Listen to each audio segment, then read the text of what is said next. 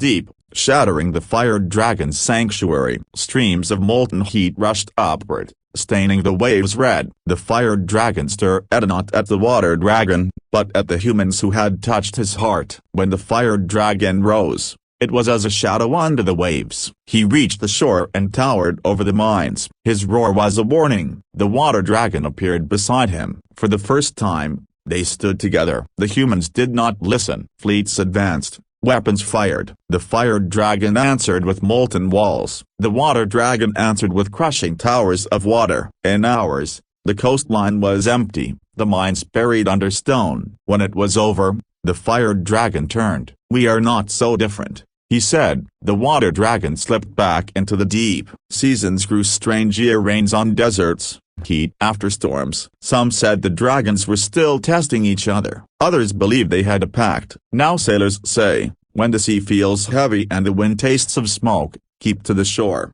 for the dragons are speaking. Perhaps their story is a parable, the endless dance of opposites. The truth that strength without patience burns itself out, and patience without strength risks being swept aside. But maybe it is more a reminder that even enemies can be bound by something deeper than hate. The water dragon's victory did not end the fire dragon. The fire dragon's return did not end the ocean. Their war never ended. It only changed shape. Somewhere, in the meeting place of deep water and molten stone, they still watch each other, waiting. One day, the balance will tip again, and when it does, the world will hold its breath once more. Subscribe, and you'll be here to hear it first.